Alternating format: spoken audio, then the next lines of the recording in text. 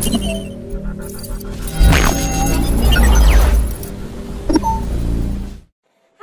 Assalamualaikum. Kembali lagi di channel kami, Guru Listrik Online. Kali ini kami akan membahas tentang listrik. Kira-kira dari mana sih datangnya listrik?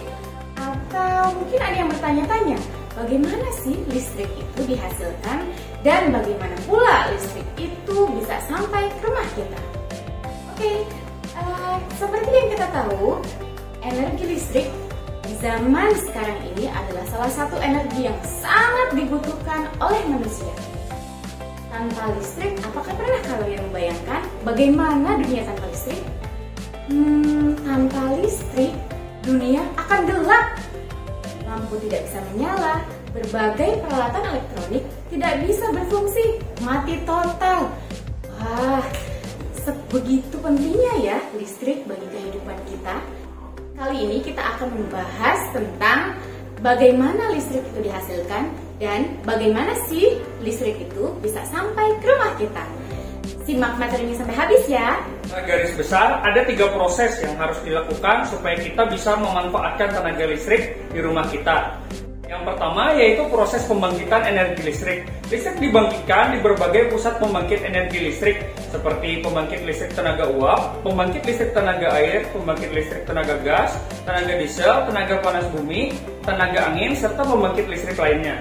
Ada PLTU, bahan bakar berupa batu bara, akan digunakan untuk membakar air yang ada di dalam boiler sehingga menghasilkan uap bertekanan tinggi.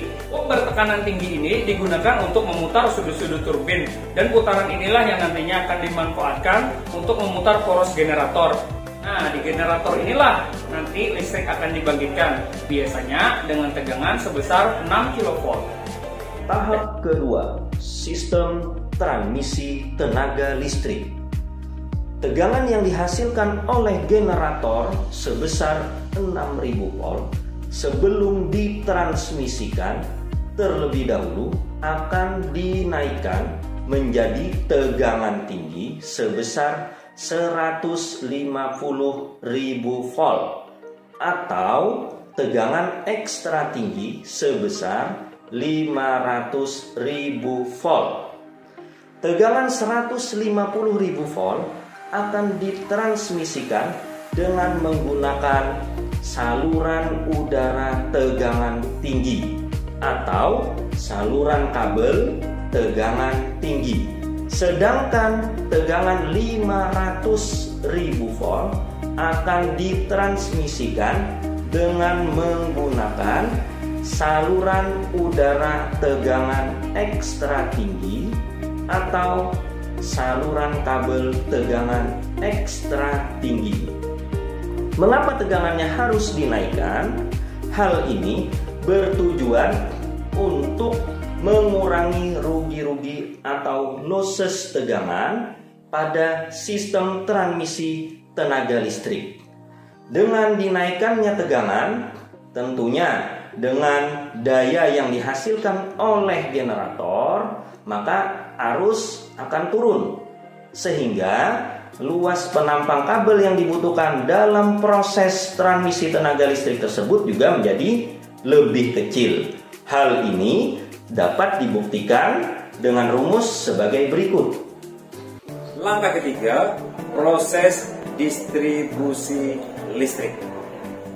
Listrik yang sudah ditransmisikan di gardu diturunkan tegangannya di gardu induk menjadi 20 kV dengan menggunakan trafo step down. Selanjutnya, listrik didistribusikan di saluran tegangan menengah. Pada saluran ini terdapat pelanggan industri yang menggunakan tegangan 20 kV. Untuk pelanggan berikutnya yaitu pelanggan komersil ataupun nantinya rumah tangga ataupun industri, nanti tegangannya akan diturunkan menjadi 380 volt atau tegangan 3 pas. Dari tegangan 3 pas itu nanti akan diambil salah satu fasanya yang didistribusikan ke pelanggan-pelanggan rumah tangga dengan tegangan 220 volt. Dari tegangan di situ nanti akan dipasang KWH meter. Dari KWH meter nanti akan kita manfaatkan energinya untuk pemanfaatan beban-beban listrik, baik itu kelistrikan maupun elektronik. Nah, sekarang kalian sudah tahu kan dari mana listrik itu berasal dan bagaimana sih listrik itu dibangkitkan, ditransmisikan, hingga didistribusikan sampai rumah kita. Oke, semoga video tadi bermanfaat ya. Sampai ketemu di pembelajaran berikutnya. Assalamualaikum.